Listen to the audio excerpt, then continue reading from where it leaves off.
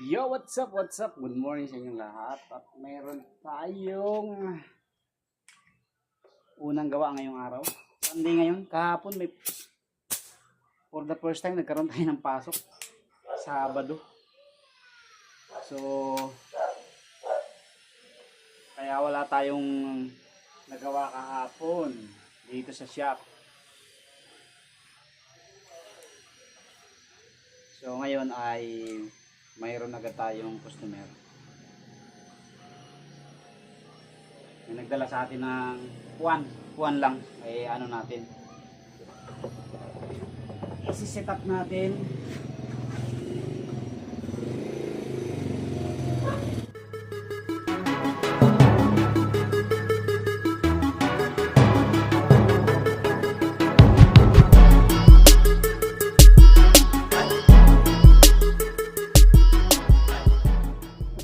Nagsiset up pala ako ng ganitong upuan. Kinukuha ko muna yung manipis lang tong cover na to, napakadali lang nitong isip. Unlike nung mga mamahalin na yung mga makakapal na ano.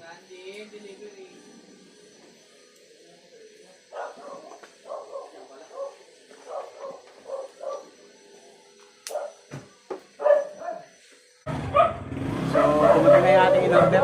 Ayan o. Nag-order tayo. Ayan, kinukuha ko yung gitna, dalawang gitna. Tapos yun ang una kong itatak.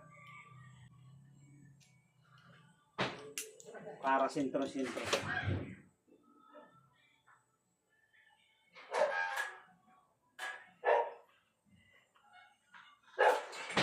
Saka natin ilalata na ganyan. So dito, lagyan din natin ang gitna. Sabagay, kita naman na yan.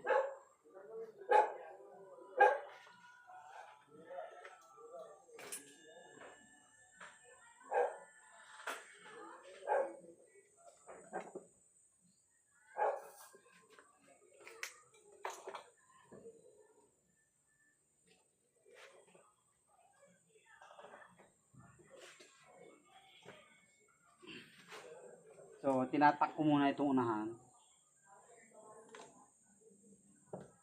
Dalawang tak. Tapos alalay lang ang hawak sa tacker. Kasi pagka diniin mo, nabubutas to eh. Tapos ang hatak nito, papaganon, alalay lang. Kasi nga manipis. Kapag hinatak mo ito ng sagad at tinak mo, na pupunit. Tapos ang technique to, yan, itutupin nyo itong ganyan. Kuhanin nyo yung gitna para hindi na kayo mahirapang mag sentro, mag bleach mamaya. Ayan. Hagurin nyo lang ganun. Pag natupin nyo ng ganyan, yan, may tupi. Itak nyo na.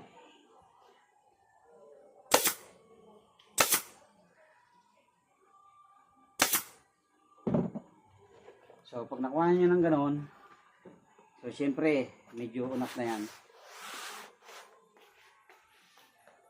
So, itak nyo naman tong gitna. Yan.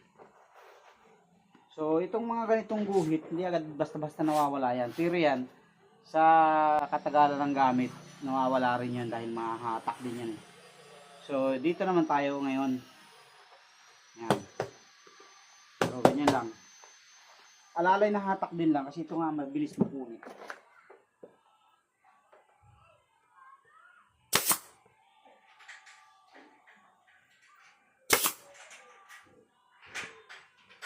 So,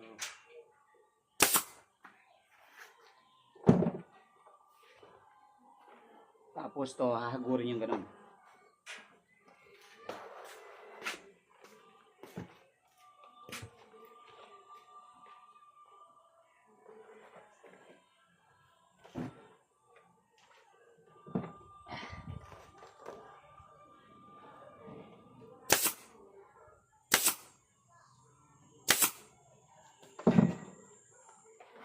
So, ayan na. May hitsura na. So, kapag ganyan na, ang gagawin nyo, unahin nyo muna yung harap. So ito muna ang kailangan yung mapantay ito. So matanggal yung kulubot. So sa pagpapantay, hahagurin nyo lang siyang ganyan. Yung lahat ng kulubot ilalagay nyo sa ilalim. Ayan, pansin nyo, walang kulubot. So nandito na yung kulubot sa ilalim. So hagurin nyo lang ganun. Tapos itatak nyo. Pakunti-kunti.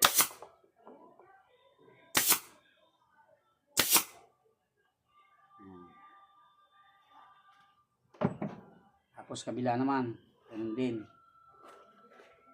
So, kukulubot talaga yan, walang hindi. Kaya ang gagawin nyo, iilalim nyo, hahagurin nyo ganun. Para yung kulubot sa ilalim mapunta.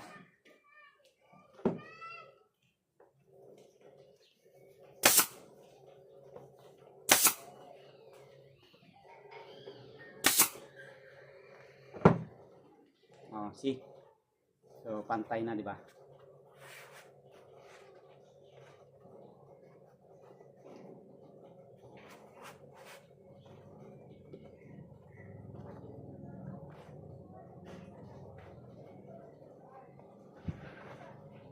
So,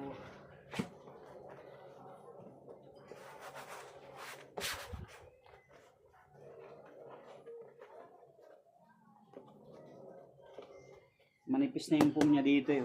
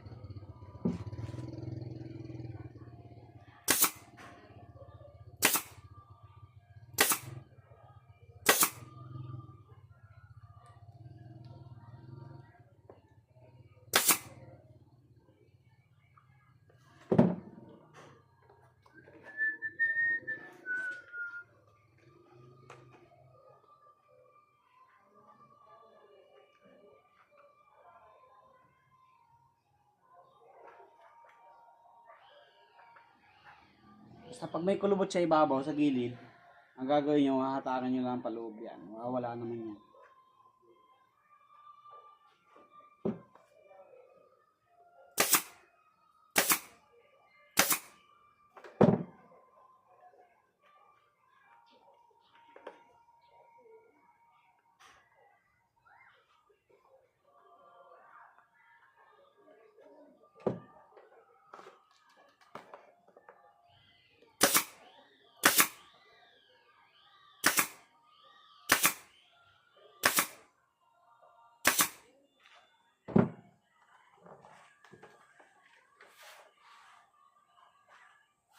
Basta, bila naman. Sabit ko sa dulo yung natin.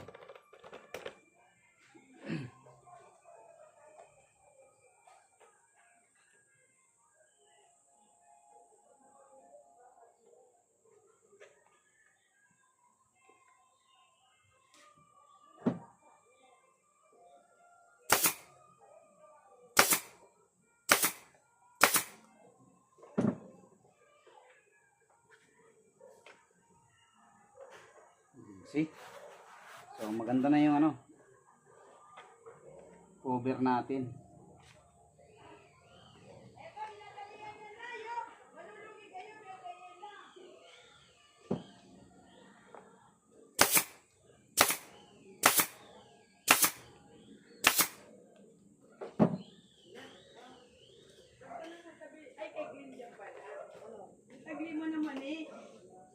kang magawi karon ha. Oo. Wala pa ba dyan si Bibi? Uy, kinat ka ni CD. Oo. Patay ka.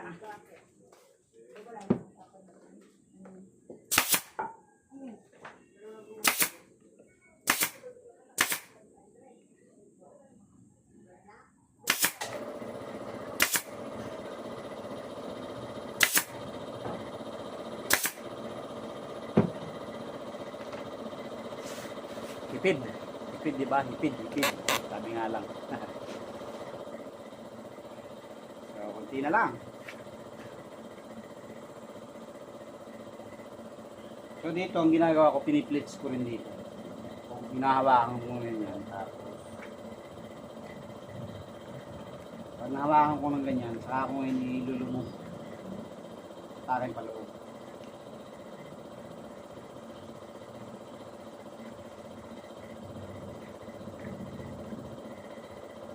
Yan.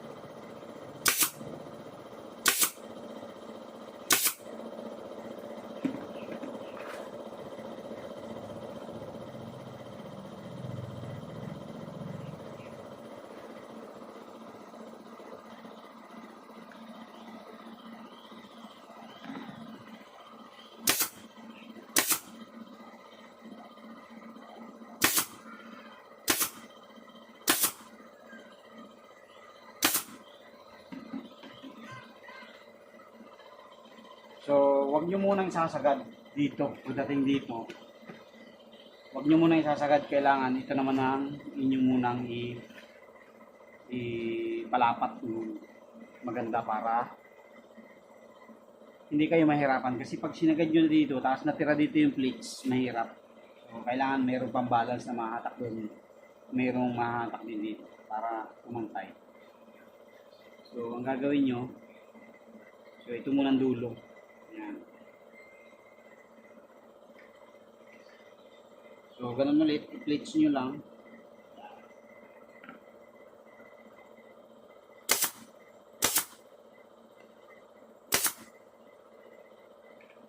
So, kailangan balance yung plates, yung mga plates niya.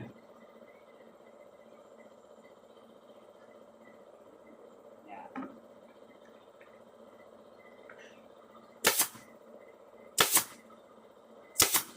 Tapos huwag niyong ididiin ang tacker kasi nabubutas kapag ganitong manipis.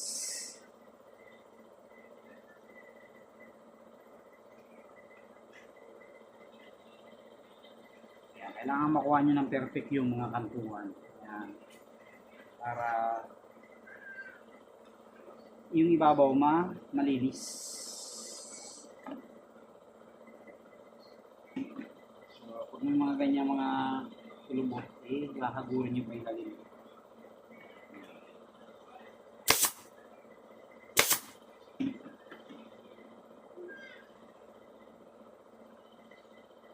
Laging ilalim sa ako.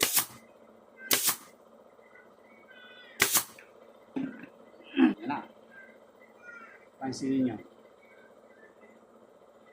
Perfect yung hook. So, mabilis lang itong gawin. Lalo na yung, maganda rin gawin yung mga original na seat cover, yung mga rubberized na seat cover. Pero pag bumili kayo nung matitigas ang ply, yung mga makakapal na magaspang, Parang ano siya eh, tarpaulin type. Mahirap yun, napakahirap sit nun. Kailangan pa ng blower para masit mo ng maganda. Ng heater. I-heat.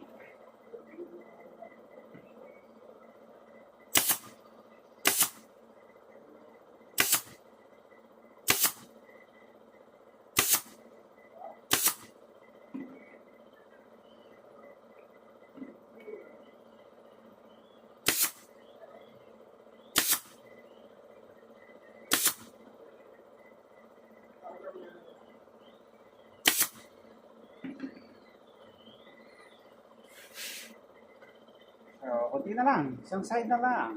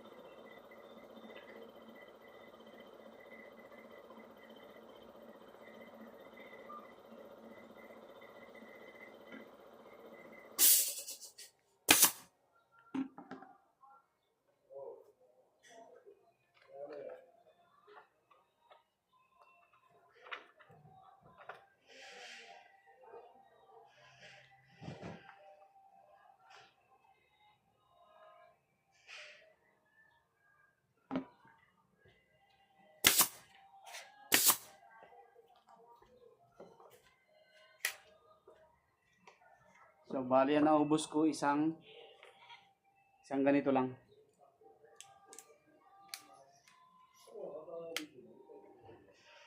Isang bala lang naubos ko. Sa isang bangko.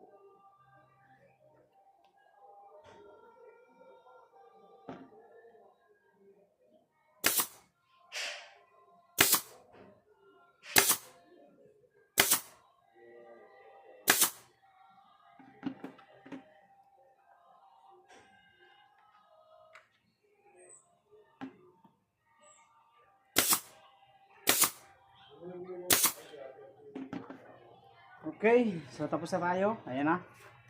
So, pansinin nyo, walang kulubot. Makinis lahat. Ayan. Ayan o. Goods. Ito may konti. Ayan, nakatakin lang naman yan. Para mawala. Ayun, wala na. Okay, so yun lang. Tapos kakatirin natin para mawala yung mga excess.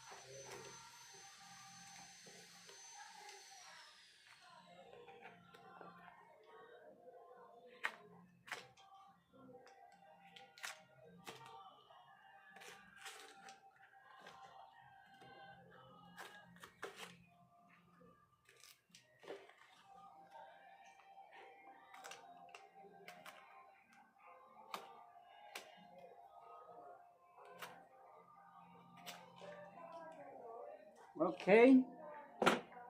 So, ayos na. So, ito, babrasin nyo na lang yan. Yung mga dating dumi. Bakas ng ano yan. Ayos na.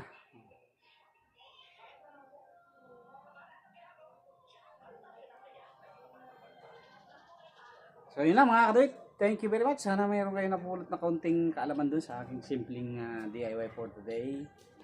Tapos na, pre. Oo, muna. God bless po. Good morning sa inyo lahat. Maagang buhay naman natin. Mayroon pa tayong mga padating na tropa na nagpa-schedule ngayon. So, by schedule lang kasi dito sa atin sa shop dahil may trabaho rin po tayo.